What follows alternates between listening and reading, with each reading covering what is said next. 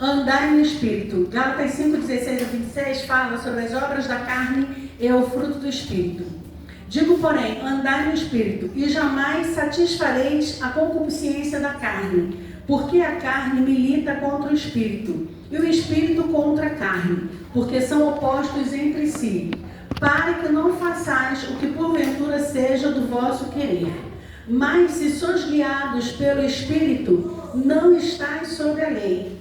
Ora, as obras da carne são conhecidas e são prostituição, impureza, lascívia, idolatria, feitiçarias, inimizades, porfias, ciúmes, iras, discórdias, dissensões, facções, invejas, bebedices, glutonarias e coisas semelhantes a estas, a respeito das quais eu vos declaro, como já outrora vos preveni, que não herdarão o reino de Deus os que tais coisas praticam. Mas o fruto do Espírito é amor, alegria, paz, longanimidade, benignidade, bondade, fidelidade, mansidão e domínio próprio.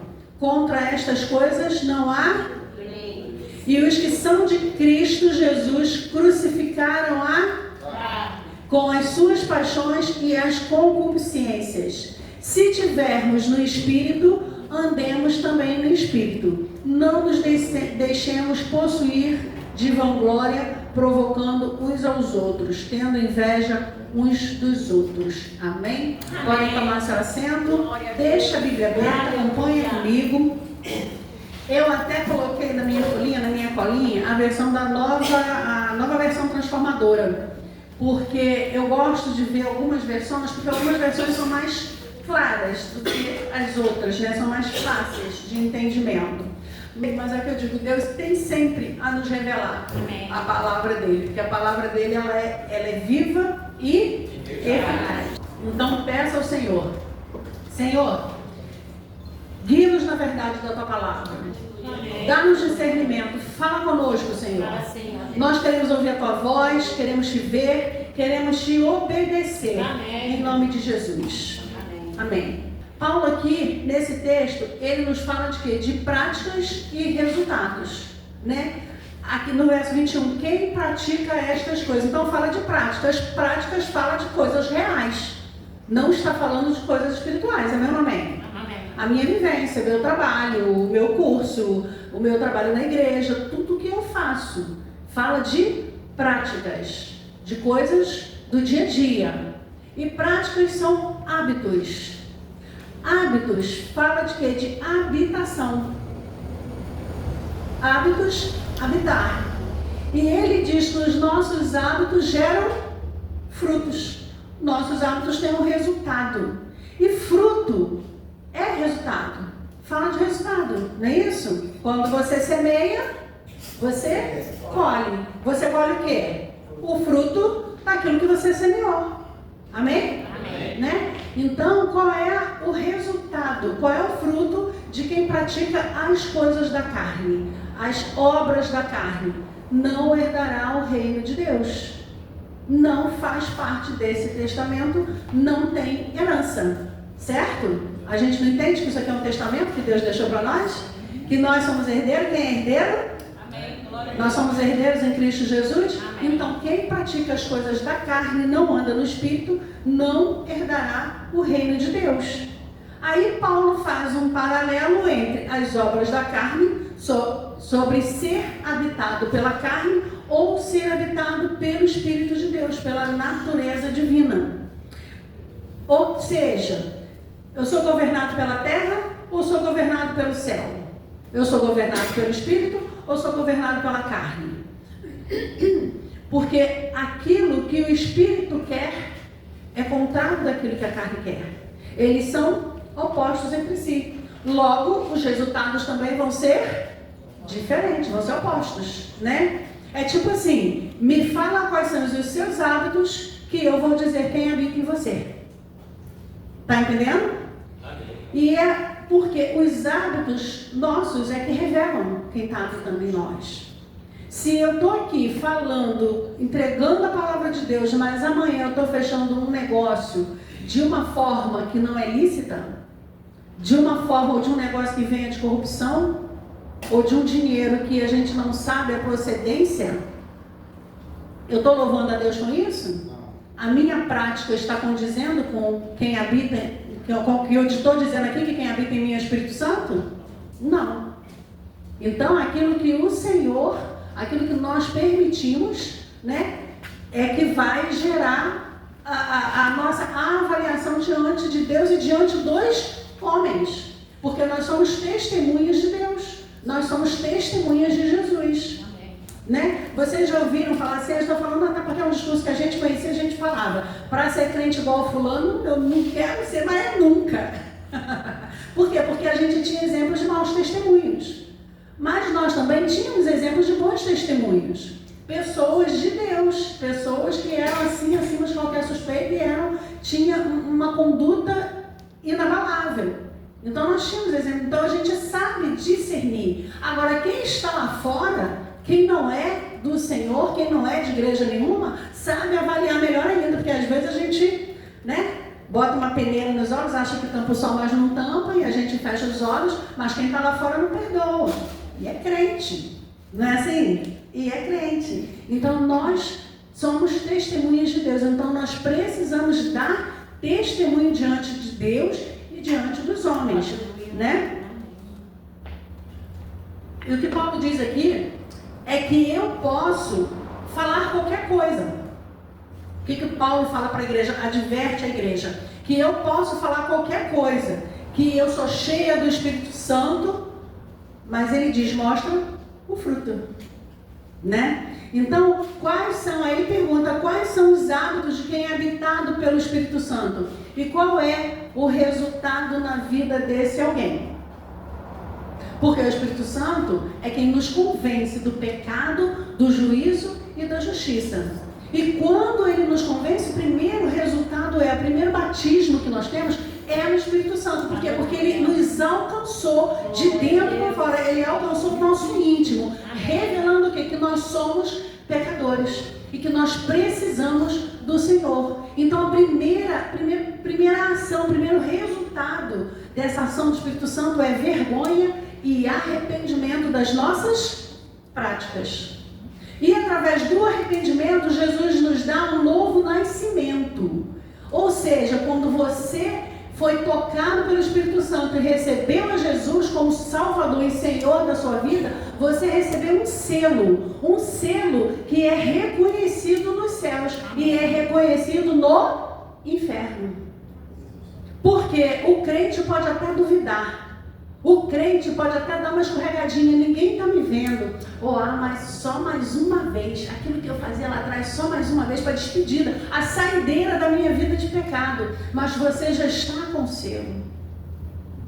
Porque quando você anda no Espírito, quando você busca estar em intimidade com o Espírito, onde você pisa, Satanás não tem vez. Ele bate em retirada. Aleluia. Sem fazer escândalo e sem fazer estardalhaço.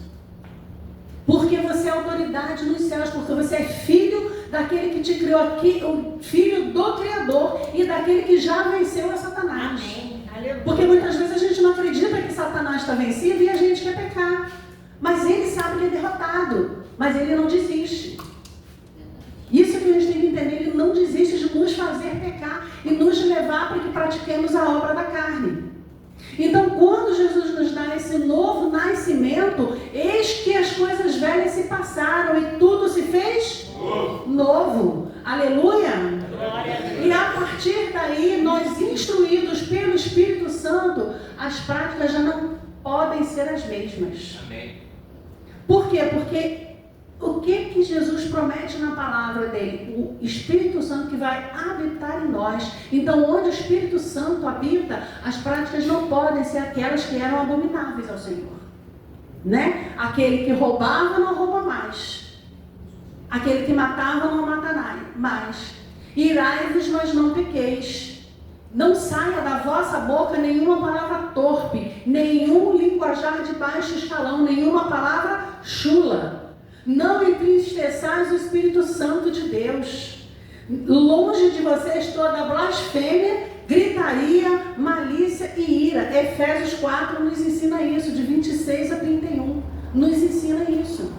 E nós vemos algumas cartas de Paulo que são em paralelo, porque são as mesmas cartas, a mesma instrução para a igreja no mesmo nível, digamos assim, de tempo de convertidos. Igrejas que ele evangelizou, povo que ele evangelizou e abriu as igrejas nas viagens missionárias dele. Então, algumas cartas nós vamos ver semelhanças, Colossenses, Gálatas, Filipenses, né? Então, vamos ver alguns textos paralelos que nos ensina a viver segundo o Espírito.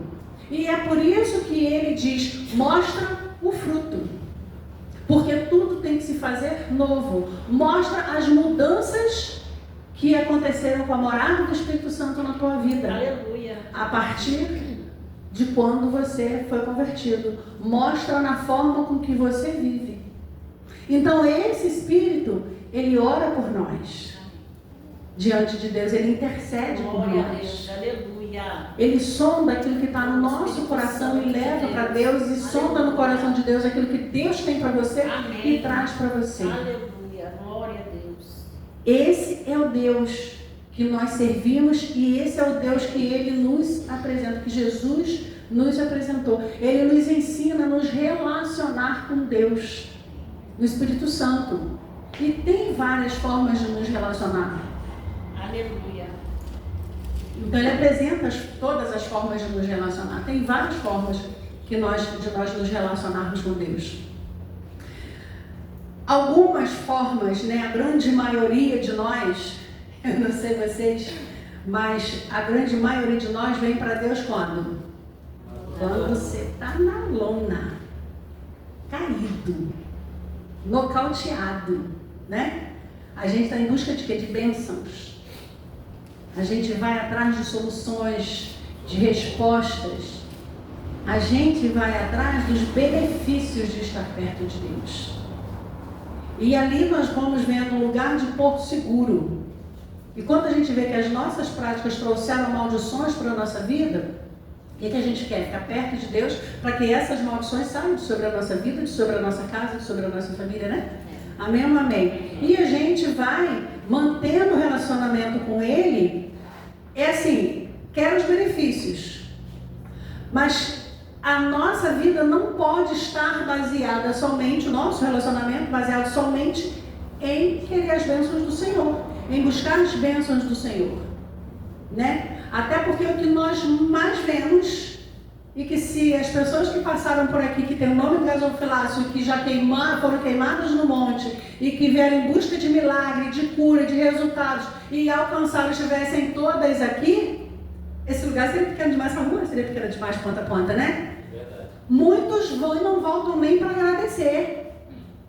Muitos até são gratos, mas muitos também Deus levou daqui para servir em outro lugar, porque Deus tinha outros projetos.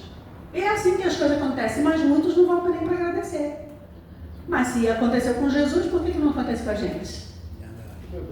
Então, né? A gente não quer a igreja inflada, a gente quer uma igreja rendida ao Senhor, a gente quer uma igreja que sirva ao Senhor, para somar, para dividir as tarefas, para que nós possamos caminhar juntos. A gente não quer a igreja inflada. Né? Isso não interessa, nem o Senhor quer isso. Então o que Ele quer? Que nós vamos desenvolvendo a fé, né? Para que a fé cresça e para levar o Evangelho. Né? Então, para isso, eu não posso alcançar a bênção do Senhor e quando está tudo bem, coloca Deus na gaveta. Eu pego a palavra, boto lá na estante. Quando está ruim de novo, vem para a igreja. Tá certo? Né? Então eu não posso fazer isso. Mas pasmem, muitos de nós, eu vou dizer nós porque eu não posso citar nome, isso não é pessoal. Amém ou amém? Não é algo pessoal, o Espírito Santo de Deus falou. Então, cada um que busque no Senhor a resposta e a solução e se render em oração. Né?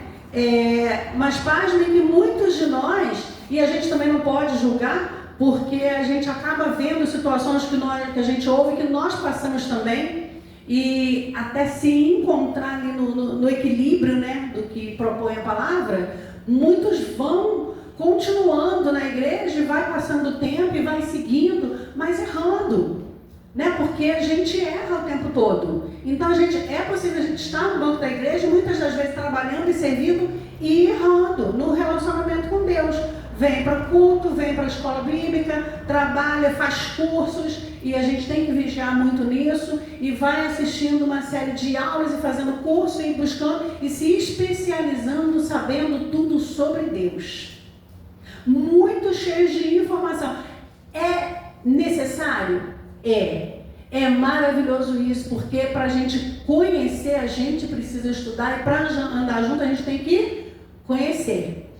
Mas se o meu relacionamento com Deus também é só estar cheio de informação sobre Deus, também não adianta. Porque, como eu citei antes, nós tínhamos testemunhos de muita gente que se dizia crente, mas não tinha o fruto. Por isso que Paulo disse, e a transformação. Então, só saber tudo sobre Deus também não deve ser base do nosso relacionamento. E é interessante, a gente precisa vigiar muito nisso. A gente que estuda, que pesquisa para trazer a palavra, para dar célula, né? Para dar aula de escola bíblica, a gente precisa vigiar muito. Por quê? Quando eu estou pregando, eu não esqueço que eu estou pregando. Mas quando eu estou orando, eu esqueço que eu estou orando. A gente precisa ter essa consciência e entender que nós somos filhos. E como crianças, a gente depende do pai, depende do colo, depende da providência, depende da companhia. Precisa estar perto dele o tempo todo. A gente depende dessa presença do Senhor. Né? E é muito interessante também que a gente vê pessoas tão simples, às vezes, que mal sabem ler ou nada, e não conhece história, não conhece teologia, e às vezes até interpreta versículo errado, mas quando a pessoa abre a boca, a gente consegue ver Deus nela, Deus purinho na vida delas. Glória a Deus, verdade. Né? Aconteceu uma vez, até na casa da minha mãe, nós fomos num culto, lembra, Joel? Nós estávamos recém-convertidos, nós chegamos lá, o rapaz ele lia errado, ele falava tudo errado, mas gente, que palavra, que culto. Eu acho que até o pastor Leandro nessa época estava aqui, até o pastor Leandro comentou, gente, que palavra. Então não é por muito saber. Muitas das vezes você não sabe história, não sabe teologia, mas você tem a intimidade com o Espírito Santo para dizer, deixa o Espírito Santo te transformar de forma que os frutos dele ficam visíveis. Né? Então, às vezes você vê nela mansidão, você vê bondade, você vê longanimidade, vê domínio próprio. Só da pessoa abrir a boca, às vezes com poucas palavras. Então, muito saber, muita letra, não é parâmetro, não é sinal de que está cheio de Espírito Santo. Está entendendo? Né? E qual a diferença? Vou dar um exemplo da própria mansidão. Uma pessoa mansa, por exemplo, tá? Qual a diferença se eu sei que se é fruto do Espírito ou é qualidade da minha personalidade? Porque tem pessoas que acham que eu sou paciente, eu não sou nada paciente, eu fui pior. É melhor nem citar, é muito pior, né? Porque eu sou uma pessoa calma, mas eu não sou essa calma, né? Eu procuro exercer para buscar o Espírito Santo de Deus, né? Então, algumas pessoas são conhecidas por uma característica: fulano é alegre, é feliz. A fulano, ciclano é mansa. Aline brava, né? Fulano é mansa. Entendeu? Então a gente vai vendo algumas qualidades da pessoa. Pode ser da personalidade. Isso quer dizer que é cheio de Espírito Santo?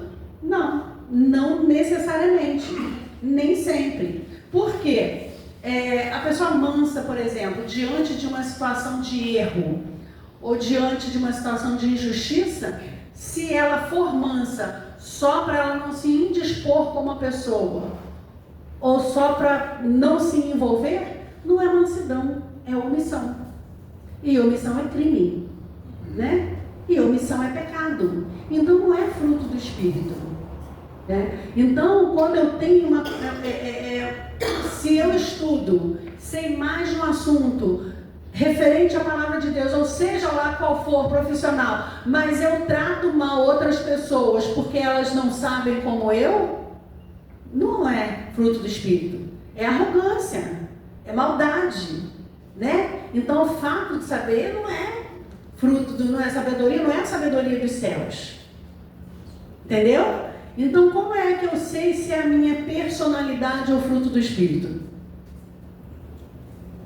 Vamos tomar como exemplo o fruto que é mais citado na Bíblia. Qual é? O da videira, a uva. Já estão levando para o lado espiritual, na prática. A uva é o fruto mais citado na Bíblia. Você pega o cacho, você vai observando, as uvas não crescem uma de cada vez, crescem? Igual. Elas crescem? Igual. Iguais. Elas crescem juntas, né? Elas crescem simetricamente, como um todo, não é isso? O cacho cresce como um todo. Assim é o fruto do Espírito em nós. Ele cresce como um todo. Cristo vai crescendo em nós. Amém. Né? E a grande mensagem do Evangelho, quando Jesus veio, é essa. Ele falou: eu tenho uma boa notícia. Eu vou abrir caminho novo para você ter vida. Gente, o que Jesus fala, essa boa notícia, abrir o caminho, ele descreve que era o Jardim do Éden. Lá em Gênesis 2, ali tinha o que? A plenitude da perfeição do plano de Deus. E o que era essa plenitude? Não é porque tinha árvore, não é porque tinha água pura, porque tinha os bichos, tinha fruto, não é por causa do homem, nem por causa da mulher. Não, o que fazia o Jardim do Éden ser o paraíso era Deus descendo, se diminuindo e descendo todos os dias e andando com a gente, caminhando com a gente. O que fazia do Éden o paraíso era a presença de Deus. E o que faz a Nova Jerusalém? É a presença de Deus, a vida eterna com Deus. Isso é que o Espírito Santo é isso, é vida de Deus em nós, todos os dias. Não é vida de Deus, nem vida sobre Deus. É a presença, é Cristo em nós, é o Espírito Santo de Deus em nós, porque é Ele que nos cura, é Ele que converte, é Ele que nos transforma, nos regenera. Quem roubava não rouba mais, quem traía, adulterava não trai, adultera mais, aquele que mentia não mente mais, e aquele que roubava, que não rouba mais, trabalha. Isso é transformação, isso é regeneração. O que nos mata é a maldição do pecado, da nossa tendência, da nossa carne. É vida sem Deus. Não faz sentido para quem foi criado para a eternidade, porque nós fomos criados para a eternidade, você crê? Nós fomos criados para viver com Deus todos os dias, para andar com Deus, para ter intimidade, falar com Deus e ouvir Deus falar. Amém. E obedecer. Faz sentido para você? Isso é que faz sentido. Lá em Lucas, capítulo 23, quando Jesus ia ser crucificado, ele já estava pendurado na cruz do madeiro, tinha o que do lado dele? 2 ladrões. Um só blasfemava, o outro olhou para Jesus e falou assim: Senhor, nós estamos aqui porque nós merecemos, mas lembra-te de mim quando vieres o teu reino. O que Jesus disse? O que Jesus disse? Ainda hoje. Ele falou: estarás comigo. É a presença dele que faz o paraíso, que faz ser o paraíso.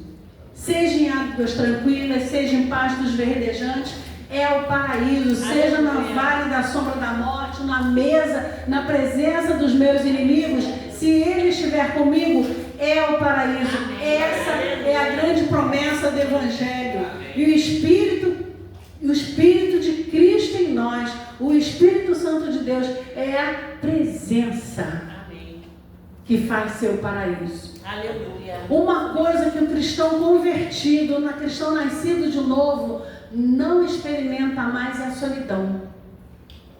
Porque a gente passa por tristezas? Passa. Passa por lutas? Passa. É só lá em casa? Vive saudade? Vive. Passa por perdas? Passa. Mas a gente sabe que tudo passa. Se você tem a presença. Que seja o que for, não vai te matar. Então o fruto do Espírito fala no singular. Fruto do Espírito. Amém ou não amém? Nós lemos aqui 9 atributos do fruto do Espírito. Em contrapartida, as obras da carne é no plural. Por quê? Porque nas obras da carne, quando se é governado pela carne, quando é a carne que controla os apetites, a gente entende, passa a entender, quando Jesus fala que o caminho para a morte é largo. Porque tem vários jeitos de morrer. Existe um cardápio maligno, um cardápio satânico de coisas terríveis para se escolher. Por isso que é largo, é mais fácil. Tem muita coisa, muito brilho, muita beleza, muita facilidade. Então, Jesus disse que o caminho é largo. E tudo vai de acordo com a vida que você teve, com as coisas que você passou na sua vida, com as experiências, com a cultura, né? Então o pecado tem várias formas de se manifestar, vai de acordo com a criação que se teve, com os problemas que se passou na vida desde a infância, e muitas das vezes desde o ventre da mãe. E isso determina as suas escolhas, que podem tender para a imoralidade, pode tender para a hostilidade, ciúmes, para o crime, para a raiva, ambição, roubo, mentira. Tudo vai depender de um histórico lá atrás. Por quê? Porque para tudo eu tenho uma justificativa. Para todas as besteiras que eu faço, para todas as escolhas que eu faço, eu tenho uma justificativa lá atrás. E elas são fortes. São razões fortes. É por isso que só o Espírito Santo de Deus pode convencer e trazer e transformar, trazer para um novo caminho e transformar. Por outro lado, quando se é habitado pelo Espírito, o caminho é? Estreito. Não, quando se é habitado pelo Espírito? Quando se é habitado pelo Espírito, o que Jesus disse? O caminho é estreito, a porta é estreita. Por quê? Porque só tem um, é o fruto. Não é os frutos, é o fruto. Se a gente pudesse colocar lá na inteligência artificial, desenha o fruto do Espírito, se pudesse desenhar o fruto do Espírito, só tem um que iria aparecer. O fruto é Cristo formado em mim e você. É Jesus Cristo formado em nós, o seu caráter, a sua natureza, a sua semelhança formada em nós. Dia após dia, crescendo dia após dia. Nada mais descreve o fruto do Espírito melhor do que Cristo Jesus, porque é Ele. Sendo habitado pelo Espírito Santo, você só pode se tornar uma coisa: mais parecido com Cristo. Amém. Fazendo as suas escolhas, buscando intimidade, andando com Ele, Aleluia. vencendo a sua carne todos os dias. E é isso que o Senhor quer para nós. É Cristo crescendo em nós. E nós vamos sair daqui desse tempo, dessa terra, mais parecidos com o Senhor. Amém. E hoje, o Espírito Santo de Deus nos convida a entregar, botar aos pés da cruz toda e qualquer prática que seja abominável ao Senhor. Ontem eu ouvi sobre uma pesquisa, eu não anotei, e lógico, eu não sei de cabeça os números, mas é alarmante o número de cristãos que declararam ter problemas de vício com pornografia pela internet. É alarmante o número de pastores que declararam ter vício de pornografia. E crentes também que não são pastores, não exercem cargo de liderança. Eu posso julgar? Não. Mas eu estou trazendo o que? Como alerta. Eu posso até depois pegar esses números e atualizar. Mas a gente precisa vigiar, porque Jesus vai voltar. E está perto a volta de Jesus. É muito breve a volta de Jesus. E o Espírito Santo de Deus habita em nós. E cada vez que nós temos uma desculpa qualquer, aliás, quando nós temos conhecimento da palavra, conhecimento do caminho certo, conhecimento de que Deus pode curar e que o Espírito Santo de Deus habita entre nós e habita em nós, e nós fazemos qualquer coisa, seja um vício de pornografia, seja um roubo, seja uma mentira, seja uma ofensa, não tem mais desculpa.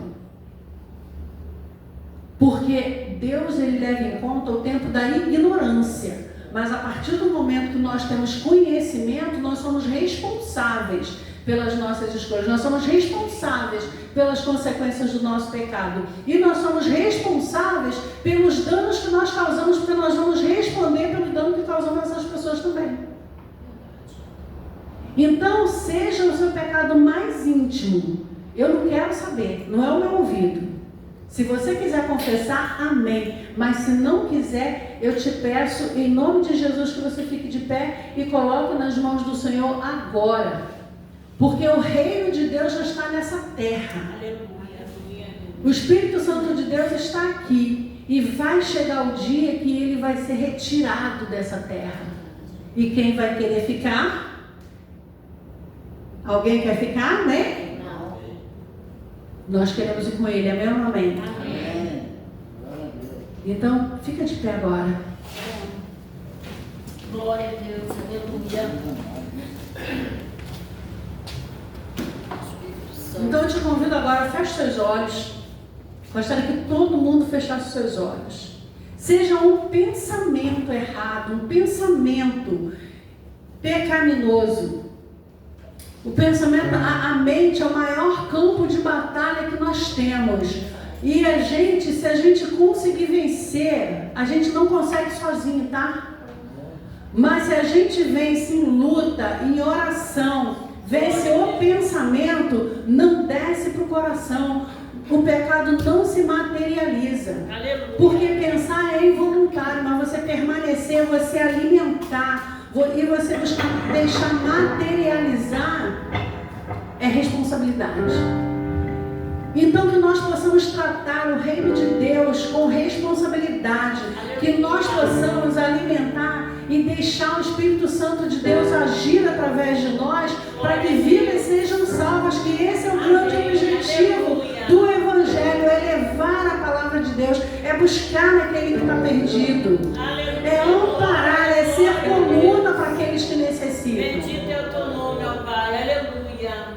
Então, tudo que você já ouviu contrário à palavra do Senhor, contrário àquele lugar que Jesus te coloca como herdeiro, aquele lugar de acesso direto ao coração do Pai, aquilo que Satanás já falou que você não é merecedor, que você não pode, por isso aquilo é mentira. E eu quero que nessa hora as escamas dos teus olhos caiam, e eu quero que tua mente, o teu entendimento seja aberto pelo Espírito Santo de Deus. Que toda culpa seja retirada diante de ti e que o Senhor, o Espírito Santo, venha quebrar o poder dessas palavras que te acusam de qualquer coisa, porque o Senhor Jesus já perdoou o seu pecado. E o Espírito Santo de Deus fala agora, seja qual for o seu pecado, coloca diante dele, que ele está pronto a perdoar, e que você pode se regenerar. Então, seja o que for, eu lanço o nome de Jesus sobre a culpa, sobre traumas que você tenha de infância. Eu lanço o nome de Jesus. Traumas que você tem desde o ventre da sua mãe, eu lanço o nome de Jesus. Sobre discórdias com filhos, eu lanço o nome de Jesus. Sobre discórdia com marido ou com esposa, eu lanço o nome de Jesus. Sobre problemas com seus filhos, eu lanço o nome de Jesus nessa hora. E que o Senhor venha quebrar esse ciclo, venha te retirar toda a maldição de dentro da tua casa, venha retirar toda a maldição da tua vida, desde a infância, desde o teu início de vida, dos teus primeiros dias de vida. Eu lanço o nome de Jesus sobre aquelas práticas que são abomináveis ao Senhor, que possa haver agora arrependimento, que possa haver agora o convencimento pelo Espírito Santo de Deus. Eu lanço o nome de Jesus.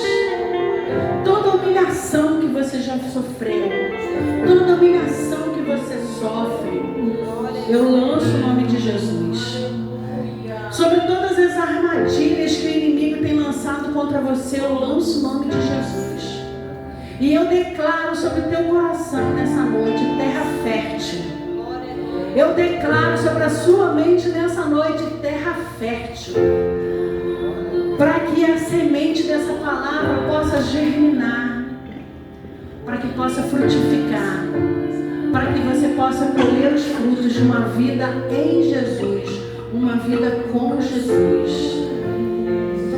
Eu lanço o nome de Jesus sobre a sua mente agora. Terra fértil, declara. Bota a mão na sua cabeça e declara: terra fértil. Terra fértil.